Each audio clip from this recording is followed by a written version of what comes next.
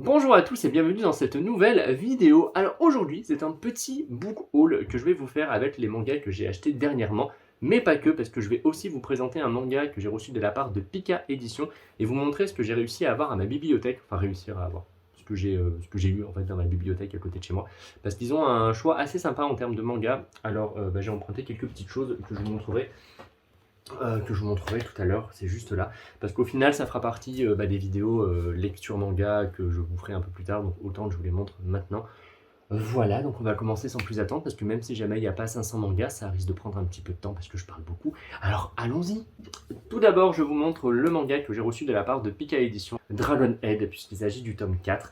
Alors moi, il m'avait envoyé le tome 1 à l'époque, il y a à peu près un an, je l'avais lu, j'avais adoré.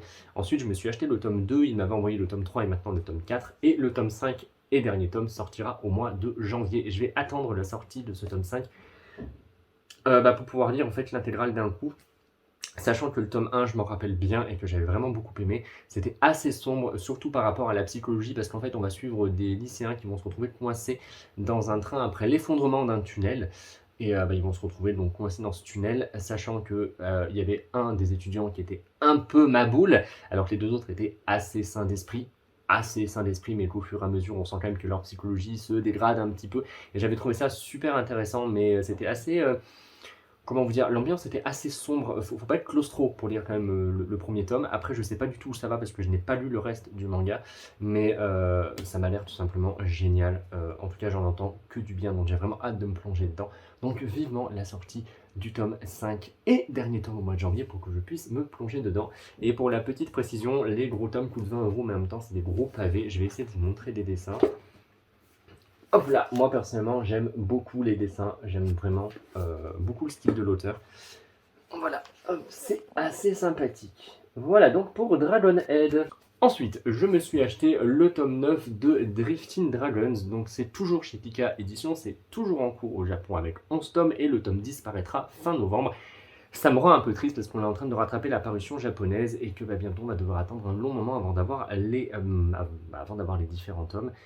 Ça, pour la petite anecdote, j'avais lu le tome 1 que j'avais bien aimé. J'avais lu le tome 2 que j'avais détesté. J'ai failli abandonner la série. Puis finalement, j'ai lu le tome 3. Et là, boum, coup de cœur intersidéral.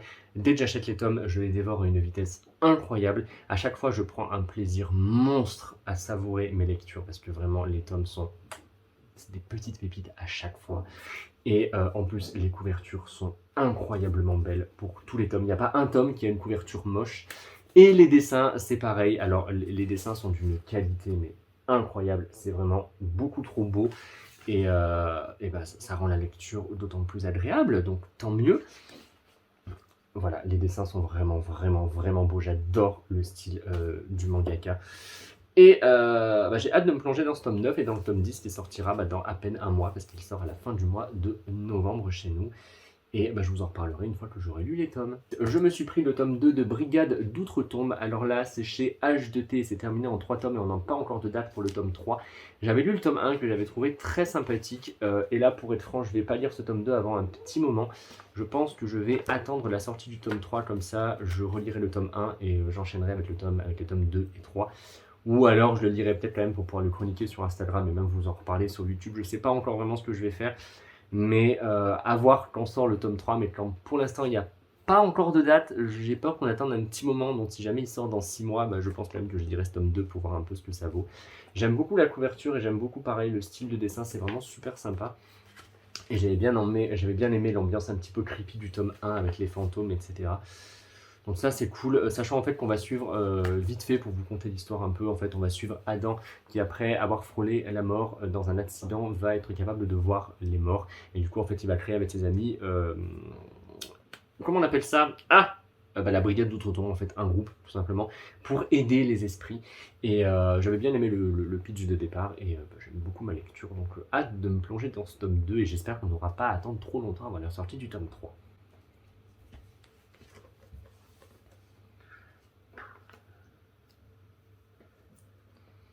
Ensuite, prochaine lecture, c'est un coup de cœur, mais c'est un coup de cœur depuis le tome 1 notamment pour les nombreuses références à Harry Potter qu'il y a dans ce manga.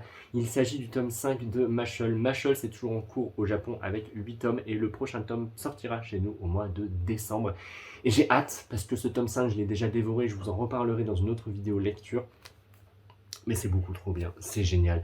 Déjà, les dessins sont hilarants. Je veux dire, le mangaka est quand même capable de faire des expressions sur les visages, mais qui sont à mourir de rire. Mash, qui est le personnage principal, est beaucoup trop drôle. En fait, il est un peu débile. Il fait partie, en fait, vous savez, de ces héros qu'on a l'habitude d'avoir, par exemple, dans One Punch Man ou dans d'autres séries où les héros sont hyper forts.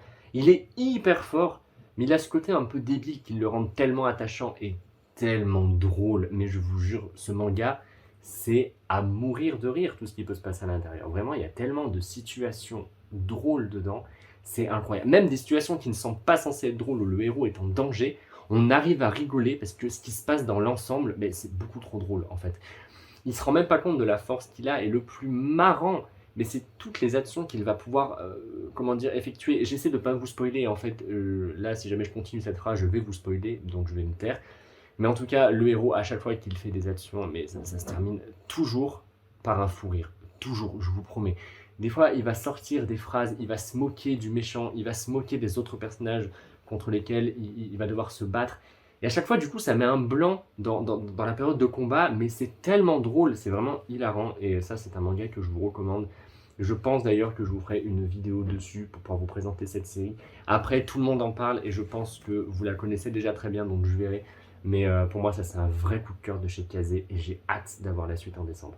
Et alors ensuite, Ikiryo, il a encore craqué son slip. Bah oui, il a déjà une pile à lire qui est assez grosse, mais c'est pas grave, il va quand même acheter tous les tomes déjà sortis de Jujutsu Kaisen. Alors, Jujutsu Kaisen, j'avais lu le tome 1, j'avais pas beaucoup aimé. Puis j'ai vu l'anime, et là, j'ai eu un gros coup de cœur. Pour moi, l'anime est du même niveau que Demon Slayer, c'est vraiment une qualité de dingue.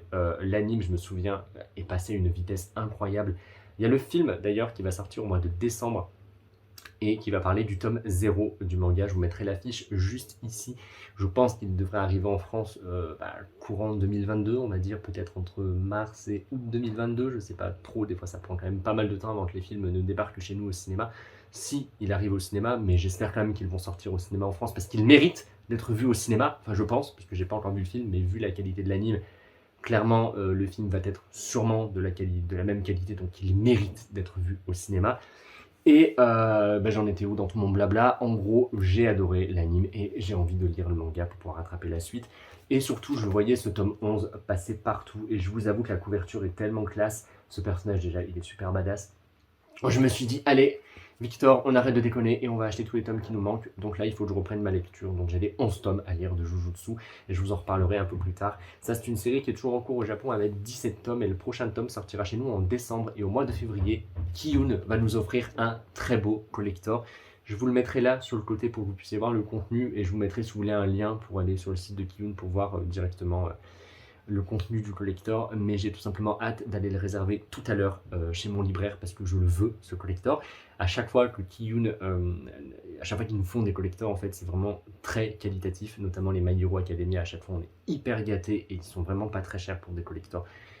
Enfin, pas très cher quand c'est vendu officiellement chez les libraires, parce que si jamais vous voulez les acheter sur Vinted, il faudra les payer très très cher, entre 40 et 50 euros. Hein. Oui, forcément, on aime les gens qui achètent pour revendre beaucoup trop cher après. Donc voilà pour Jujutsu, ça c'était mon craquage et j'ai hâte de me plonger dans ma lecture. Le dernier achat de ce book haul n'est autre que le dernier coffret de The Promised Neverland de chez Kazé. Donc ça c'est terminé en 20 tomes. Et même si c'est terminé, Kazé arrive encore à nous gâter avec de beaux coffrets. On a le voisin qui fait des travaux depuis hier. Donc ça commence à 8h30 et ça dure toute la journée. Depuis tout à l'heure, quand je parlais, il tapait pas, mais là il commence à taper quand je parle. C'est un manque de respect, bien sûr, total. Je vais y arriver. Il me reste très peu de choses à vous présenter. En vrai, par contre, j'espère que vous n'allez pas trop écouter les marteaux. Enfin, le boum, boum, boum, boum, boum. Parce que c'est pas très agréable. Mais normalement, comme je vous le dis, à chaque fois que je parle, il arrête de taper. Bon, c'est parti. Je vais vous montrer maintenant ce qu'il y a dans le collector de The Promised Neverland. Tout d'abord, nous avons le guide Promised Neverland Mystic Code, qui est également donc le tome 0 et qui est tout simplement en fait un guidebook avec des interviews, des explications sur les personnages, des questions-réponses, etc. Donc un guidebook. Je ne vous montrerai pas l'intérieur. Bon, si je peux vous montrer vite fait l'intérieur, hein, Ça a cette tête-là. Hop, vous savez, puis il y a pas mal de choses dedans, des explications sur la série. C'est vraiment pour pouvoir plonger dans les profondeurs de la série, et ça c'est super intéressant. J'ai hâte de me plonger dedans, mais je vais d'abord terminer la lecture de la série, parce que sinon, bien sûr, je serai spoilé, et c'est un peu bête quand même. Ensuite, nous avons une carte codée. Alors, j'ai pas encore du tout, je me suis même pas penché dessus, hein, parce que comme je vous l'ai dit, j'ai pas encore terminé de lire toute la série, donc je vais d'abord terminer ma lecture et ensuite j'essaierai de décoder cette carte. Mais ça m'a l'air un petit peu compliqué quand même, je vous avoue, j'ai vu passer un petit TikTok il n'y a pas très longtemps qui expliquait un peu comment décoder ce code, et ça m'avait l'air un peu compliqué, donc on verra ça un peu plus tard. Nous avons également un roman The Promised Neverland au fil des souvenirs que j'ai hâte de lire. Pareil, je me suis pas spoilé, j'ai pas du tout regardé le résumé et tout parce que j'ai pas envie de savoir de quoi ça parle. Si jamais ça parle de choses qui se sont passées après le tome 20, donc après la fin du manga, ça serait quand même dommage de se spoiler comme ça, donc on verra. Mais en tout cas, j'aime beaucoup les romans Promised Neverland, c'est pas le premier. D'ailleurs, il faudra que je vous en reparle des autres que j'ai déjà lus et que j'avais beaucoup aimé. Nous avons des planches de stickers, donc on en a une, hop, on en a une deuxième. Et on en a une troisième. Alors clairement les stickers ils resteront sur les fiches, hein. Je ne vais pas les décoller, je ne vais pas m'amuser à coller des stickers n'importe où. Et puis c'est quand même mieux de les garder comme ça, au moins ils seront à l'abri, au moins il y a peu de chances qu'ils s'abîment comme ça. Ils sont vraiment hyper sympas, j'aime beaucoup. C'est vraiment super joli. En vrai les éditions collector de Kazé à chaque fois, mais elles sont vraiment incroyables, on a vraiment beaucoup de chance. Il reste deux petits éléments. Tout d'abord, un marque-page métallique. Alors j'espère que vous le verrez, mais ça de toute façon, il y en a quasiment tous les coffrets. D'ailleurs, la petite anecdote, j'avais voulu m'en servir un jour et j'ai déchiré la page d'un manga en le mettant dedans, en fait, en allant un peu trop fort. Ça a déchiré la page, donc finalement je pense que je vais les exposer comme ça sur ma Mangatech parce que je crois qu'on en a déjà 3 ou 4 des marque-pages métalliques comme ça. Je vais les exposer parce qu'ils sont vraiment hyper beaux et j'aime beaucoup. Mais j'avoue que la matière, ça aura tendance peut-être à abîmer un petit peu le manga. Et la dernière petite chose, il s'agit de 3 dessous de verre. Alors j'espère qu'il y aura bien le focus dessus. Mais en tout cas, ils sont vraiment hyper sympas. Voilà, il y en a 3. Hop. Et ils sont vraiment super sympas. Alors maintenant, nous avons les radiateurs qui se mettent à faire du bruit. Super sympa, hein. Pour faire la vidéo aujourd'hui, c'est vraiment un petit plaisir. Alors je vais me dépêcher de terminer. Maintenant, je vous montre vite fait ce que j'ai pris à la bibliothèque. Alors, je me suis pris d'abord les 5 premiers tomes de Buster Kill, sachant que là, les 2 séries que je vous présente, je ne connais absolument pas. Là, je sais pas pourquoi, mais les dessins m'ont vraiment rappelé Fairy Tail et j'avais de bonnes vibes avec les dessins. Voilà, je me suis dit, tiens, ça peut être sympa. C'est terminé en 12 tomes et ils ont l'intégrale dans ma bibliothèque. Donc je me suis dit, let's go, on va prendre ça. Donc là, pour l'instant, j'ai pris des tomes 1 à 5 pour voir ce que ça donne. Et l'autre série, ça s'appelle Lucica. Alors là, je sais pas pourquoi, mais il y avait vraiment, vous savez, je sais pas, ça me rappelait un peu Nonnum Biyori. Je sais pas pourquoi, ça m'avait l'air super sympa. On va suivre, alors c'est Lucica est folle, complètement folle, comme tous les enfants le sont un peu. En gros, on va suivre une gosse et je me suis dit que ça allait être un petit truc assez mignon et apaisant, une petite tranche de vie assez sympa. Donc affaire à suivre, sachant qu'ils ont également les 10 tomes dans ma bibliothèque, donc ça c'est plutôt cool. On verra bien ce que ça donne. D'ailleurs, dites-moi si vous connaissez l'une de ces 2 séries pour me dire un peu ce que vous en pensez, parce que je sais pas du tout si ça va être cool ou pas. Je n'ai même pas d'ailleurs commencé à les lire et il faut que je les dise rapidement parce que je crois que je dois bientôt les rendre. Mais en tout cas, voilà, n'hésitez pas à me donner vos avis sur ces séries-là et puis on pourra en parler ensemble. Voilà pour cette vidéo book haul. Donc voilà, il n'y a pas grand chose. Il y aura énormément de choses par contre au mois de novembre. D'ailleurs, ma prochaine vidéo, ça sera une vidéo wishlist où je vais vous montrer un petit peu les achats que j'ai prévu de faire pendant le mois de novembre 2021. C'est un mois qui est méga chargé en manga, comme d'habitude. En fait, j'avoue que les maisons d'édition ont tendance à charger la fin novembre. Je pense tout simplement pour pouvoir prévoir les achats pour les fêtes, etc. Donc ils sortent pas mal de choses à la fin du mois de novembre. En tout cas, merci beaucoup d'avoir regardé cette vidéo. N'hésitez pas à me dire ce que vous avez acheté, ce que vous avez lu, si jamais vous avez déjà lu des choses que j'ai présentées là, si jamais il y a des séries qui vous intéressent, tout ça. Comme d'habitude, je vous attends dans les commentaires. N'hésitez pas également à liker et à partager la vidéo si elle vous a plu. Et moi, je vous dis à très bientôt, à dimanche ou à samedi pour une prochaine vidéo sur ma chaîne.